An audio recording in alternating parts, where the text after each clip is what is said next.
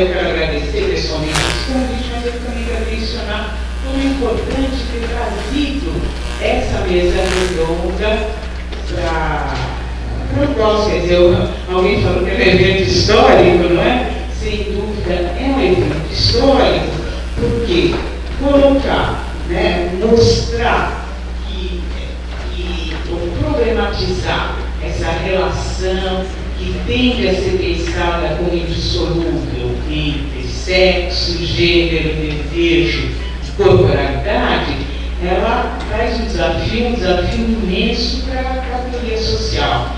E ela não pode, na realidade, trazer esse debate, como a Laura já tentou mostrar quando introduziu a nossa discussão, é mostrar como, na realidade, existe isso que a gente poderia chamar de uma retroalimentação positiva entre movimento social, demanda social e teoria social. Eu acho que é desafiadora, porque pensar hoje em identidade, representação política, a relação entre universalidade e particularidade, espaço público, natureza, biologia, cultura e sociedade, tem que se fazer de uma outra forma. Quer dizer, o modo como convencional, como essas questões estavam sendo tratadas, elas já e ainda são tratadas nas ciências sociais de uma maneira geral, já não tem legitimidade. Então é muito importante fazer esse debate, exigindo uma revisão de certos pressupostos do movimento. O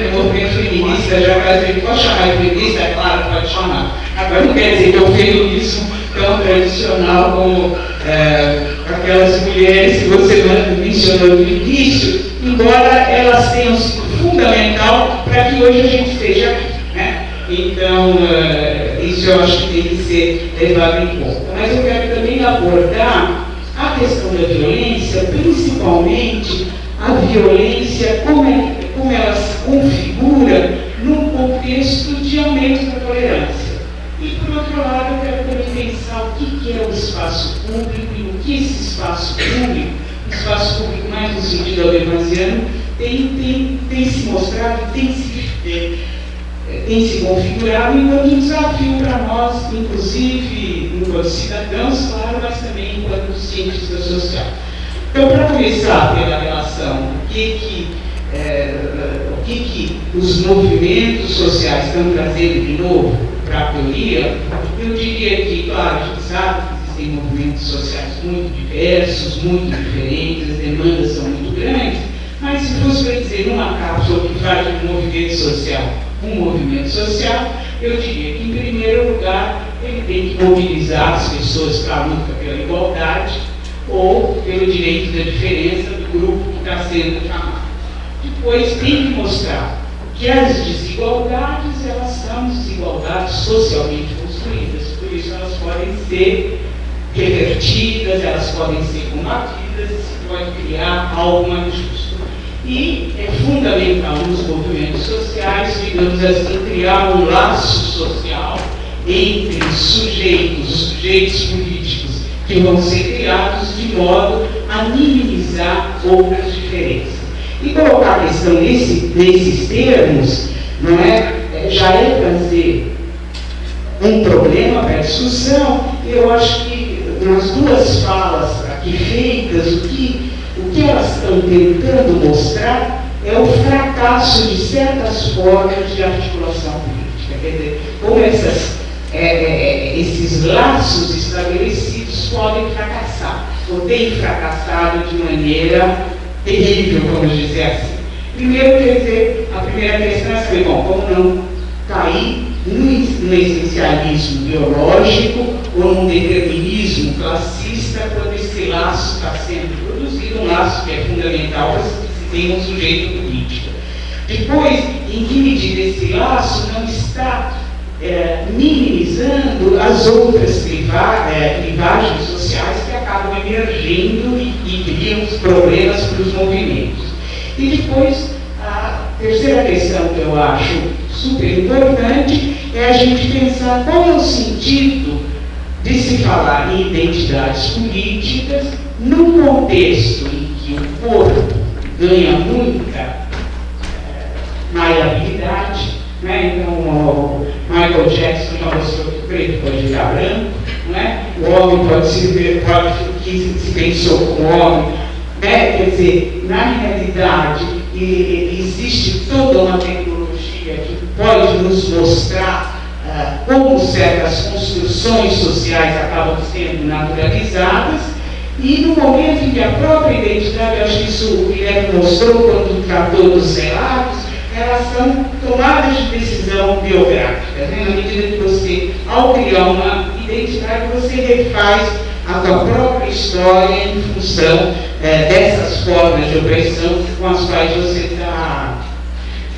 contra as quais você está lutando. Eu acho que o feminismo, que foi muito próprio do feminismo e que, de certa forma, exigiu uma revisão de certos pressupostos, por um lado, a reivindicação das mulheres negras, das mulheres lésbicas, no sentido de apontar para o etnocentrismo que estava presente na própria ideia da mulher branca, heterossexual, e eu diria cada vez mais, embora ainda não tenha um movimento plenamente constituído na fase reprodutiva.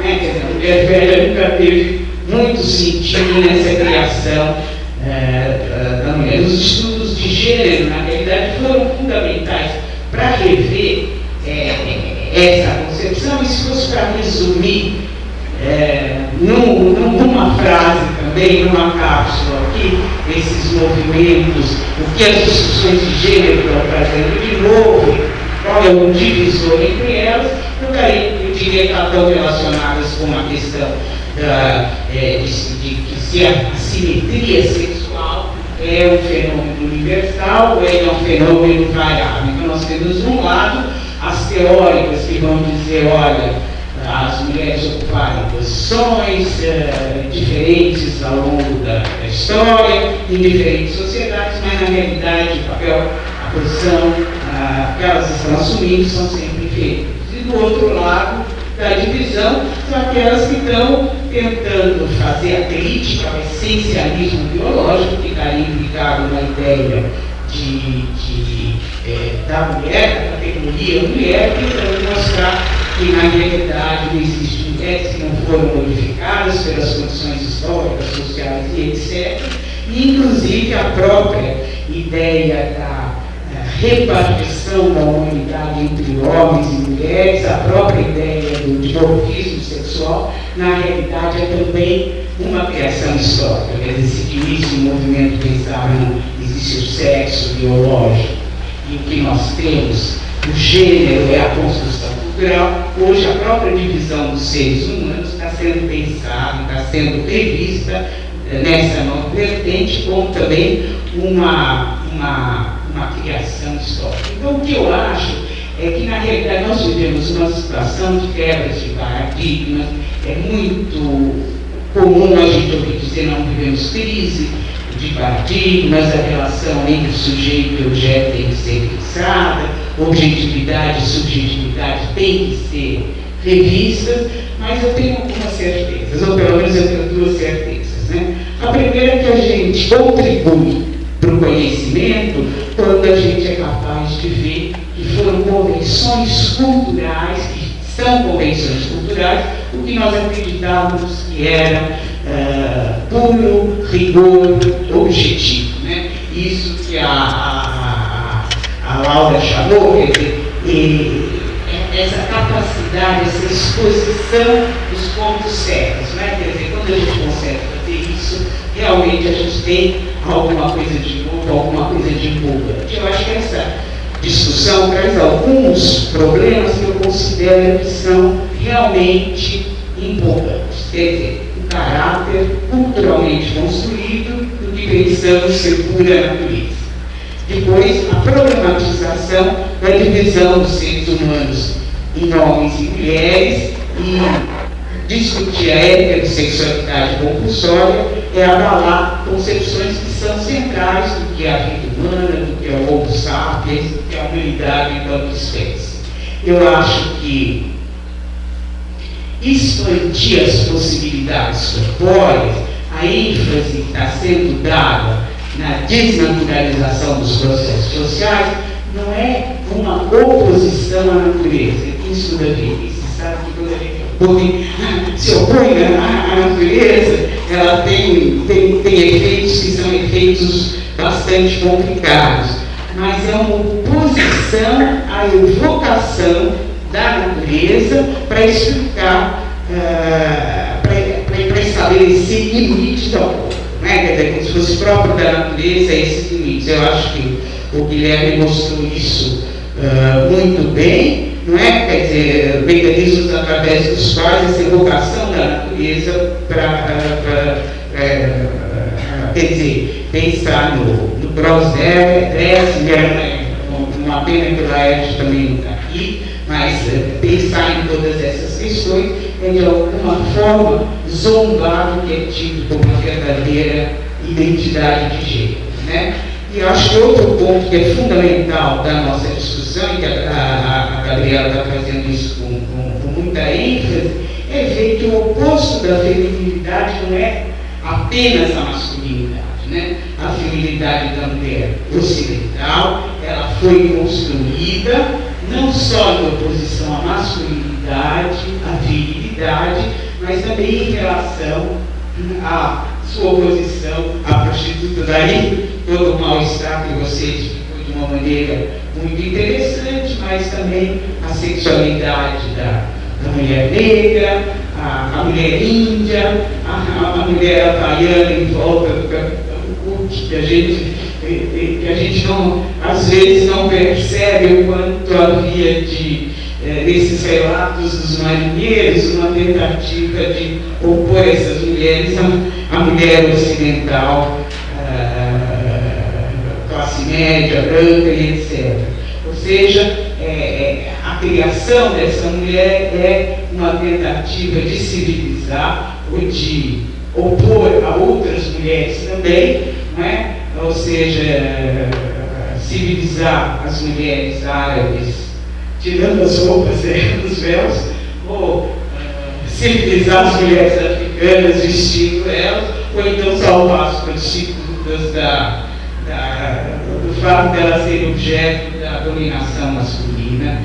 E, na realidade, no feminismo, nós feministas fomos tão sensíveis às formas de objetificação do outro, e na realidade a gente não percebe como a prostituta acaba sendo vitimizada e objetificada como um ser passivo frente à dominação masculina, à opressão masculina.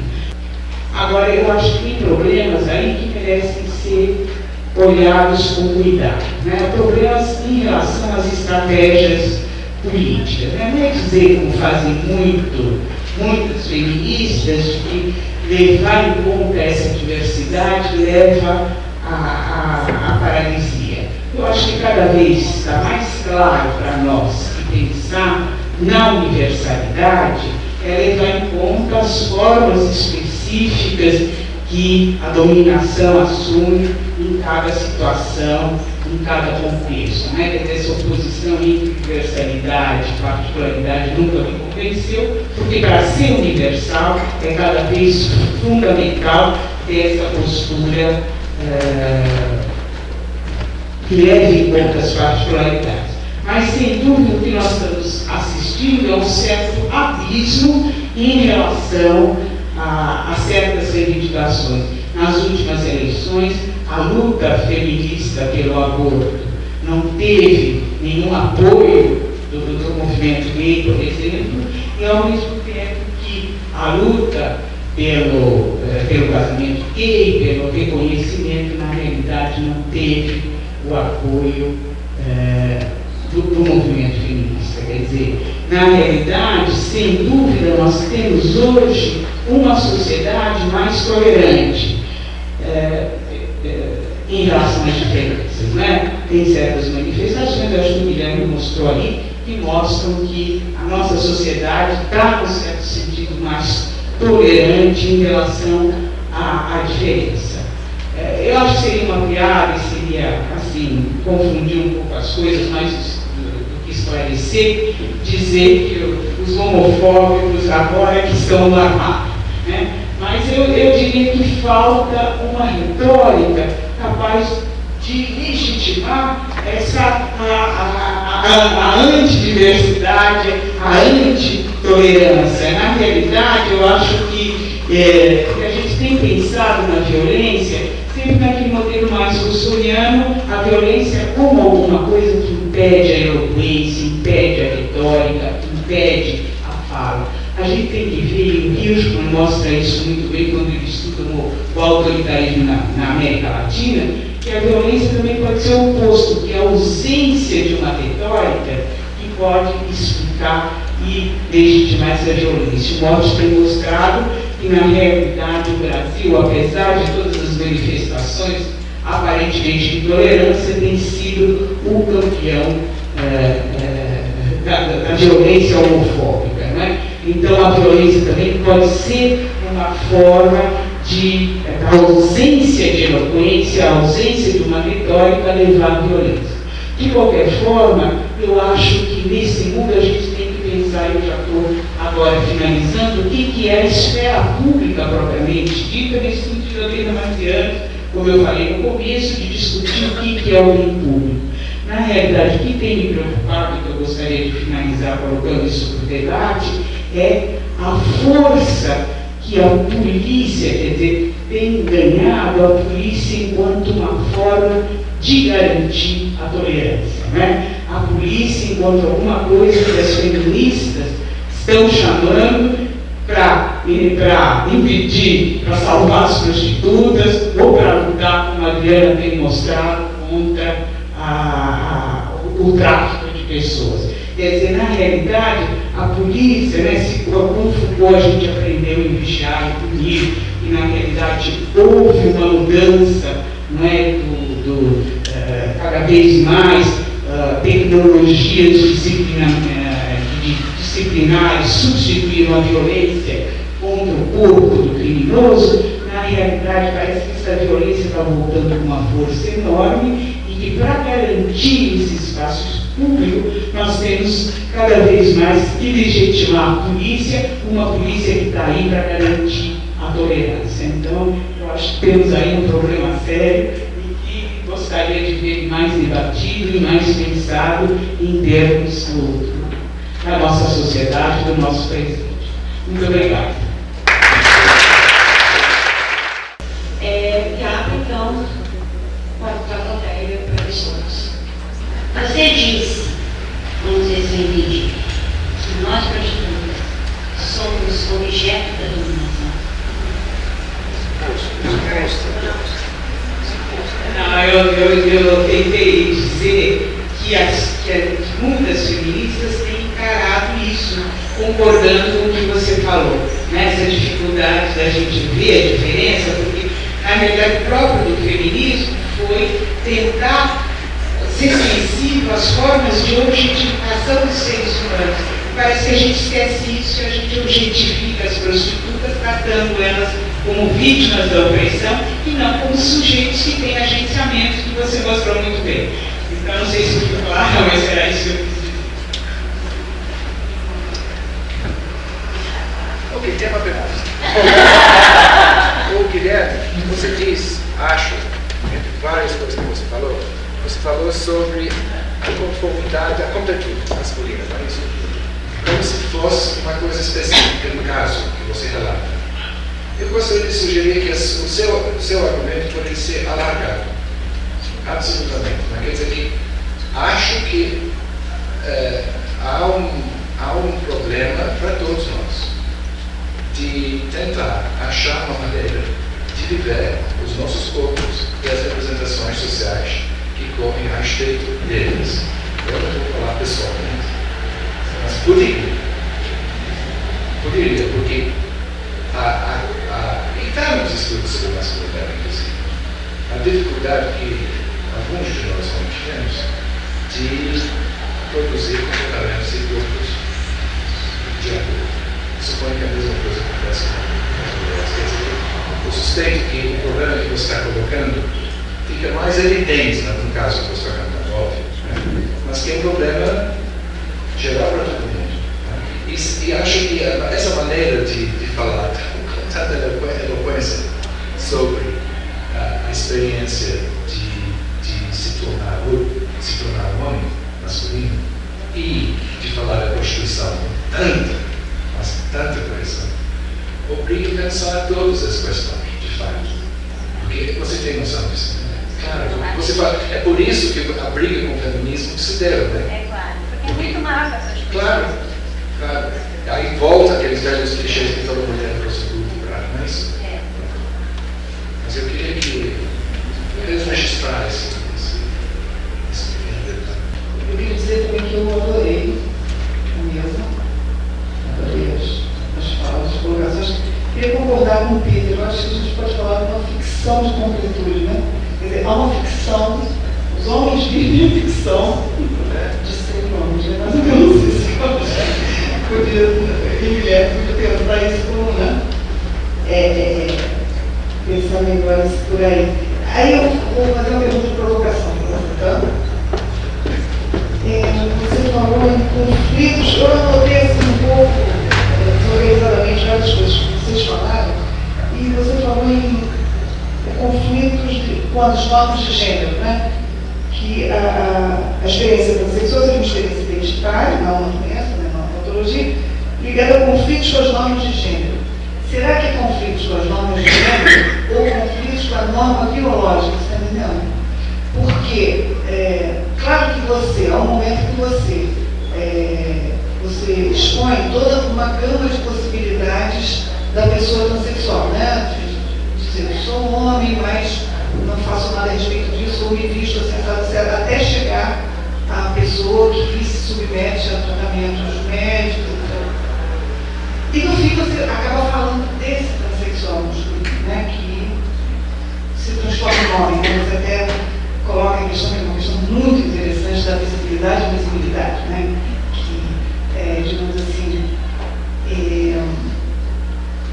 separa totalmente essa experiência transexual, por exemplo, do movimento lésbico, gay, etc., que é um movimento da visibilidade, né? E você coloca que é uma questão interessantíssima, mas peraí, eu quero que não esqueça, misturar na multidão, né? É muito interessante. Mas aí, não seria conflito com a norma de gênero, não seria se adequar à norma de gênero. Provocação. Eu queria agradecer a Laura por ter feito essa mesa. Quando ela me falou que ia fazer uma mesa assim, eu confesso que eu fiquei totalmente assustada. Eu falei, caramba! Então eu não sei mais nada, enfim, eu achei assim uma coisa esdrúxula. E hoje eu fiquei emocionada vendo a Gabriela falar, que eu conheço há tantos anos, e falar de uma forma tão segura, né? E vendo a mulher falar de uma forma tão emocionante, sabe? Sobre uma experiência que eu nunca imaginei que na verdade, uma coisa assim, para a minha geração, talvez para mim, falando pessoalmente, sabe? Muito confusionada dentro da minha cabeça. Sabe por quê? Porque eu quero até fazer essa pergunta, se eu estou totalmente errada. Eu sou uma sexagenária, como eu gosto de dizer, mas é para mais ou menos similar, nasci no meados do século passado. Então, eu realmente sou muito atrasada. Então, tem uma coisa, quando eu comecei a entrar na cena pública, tinha assim, as mulheres bonitas, que eram não chamava gatinha naquela época, aquelas mulheres bonitas, o azul da mulher que não era intelectual. Eu me lembro que quando eu conheci primeiro o meu atual marido, ele falou para mim, olhando para você, eu nunca diria que você é um intelectual, porque eu era o azul da mulher. E eu passei muitos anos da minha vida fazendo o processo. Depois eu fiquei tão confusa agora vocês falando, que vocês estão reafirmando, né, uma identidade, talvez, né, de prostituta e de trans. E a minha ideia era um pouco de negar a minha corporalidade. Na verdade, se eu pudesse ser um fantasma, sabe, eu fazia isso de várias maneiras. Hein? Feia não.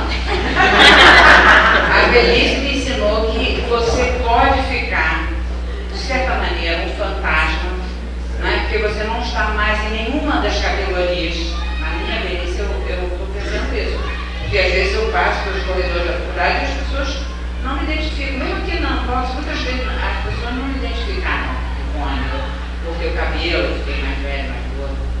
Mas o que eu achei é que o processo que vocês estão descrevendo de uma forma tão lancinante, porque é lancinante, né? Talvez é a mesma vontade, talvez, Jane, de se adaptar às normas vigentes, mas sem essa contradição, esse paradoxo que você falou, mas sem abdicar da sua... passar despercebido, que era um pouco a minha vontade de jovem, né? Passar como, não sei, nem homem, nem mulher, nem bonita, nem feia, nem cerimônia, né? E ao mesmo tempo, não, isso ser tão difícil. Você tem que passar por tantas transformações físicas, no caso dela, e no caso da Gabriela, ter tido que, engraçado, cair num mundo totalmente caído, porque o Elisec era um lugar de protestantes e católicos totalmente avesso a tudo isso. Como é que eles, sabe, receberam... Eu hoje pensei nisso, eu nunca tinha pensado nisso. Como é que você foi cair ali, né? E ser recebida ali de alguma maneira, né? Então, não é uma pergunta, né? É um comentário e um elogio ao trabalho que a Laura fez e que a Fox está possibilitando a gente ter novas experiências também acadêmicas, não só aquelas tradicionais de muita citação e pouca coisa. Obrigada. Queria parabenizar, achei super bonito, emocionante, parabenizar, né, pela mulher mesmo. Pensar assim, eu não trabalho com gênero, nem com corpo, trabalho com uma categoria de trabalhadores, os colocadores de câmaras, nordestinos, os milhares de homens nordestinos que cortam por aí em São Paulo. E eu, assim, à medida que vocês foram falando, eu fui buscando elementos, né, me tocando muito na preocupação que eu tenho sobre os estudos que vários de nós temos feito sobre esses trabalhadores, colocando os lugares de vítimas. Né? Eu tenho tentado olhar de uma outra perspectiva para os sujeitos sociais, políticos, vontade de vontade, desejos, coisas, etc. Tem sido muitas vezes muito incompreendido. Então eu acho que trazer esse tipo de reflexão a partir dos sujeitos sociais, das narrativas, da experiência, é extremamente rico para todos os cientistas sociais e todos os objetos. Né? Essa é uma coisa. A outra, sabe o que a Gabriela disse, dos objetos de desejo de consumo. Dizer, se prostituir para comprar arroz e feijão, tudo bem, mas para comprar, quando você falou do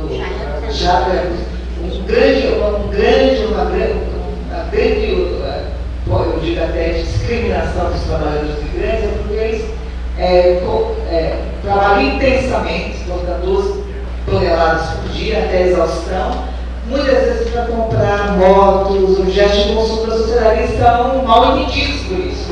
Acho que é parabenizar a mesa e só lançar uma questão que fez parte já de algumas conversas que a gente teve, e acho que a proposta, né, do desenho de mesa que a Laura fez, que é pensar o próprio lugar da produção do conhecimento, né? E as falas são absolutamente brilhantes e nos provocam muito além nas formas como a gente lida com os conceitos e na forma como a gente lida com os nossos processos de pesquisa, né? Então, só chama atenção que acho que uma das ciladas também frequentemente, isso é geral para todos os campos de pesquisa, conhecimento e tal, é a famosa relação, né, nunca completamente vencida, de falar sobre ou falar a partir, e até reconheceu que aprendeu muito, mas de certa forma sempre isso modernizando o que se aprendeu.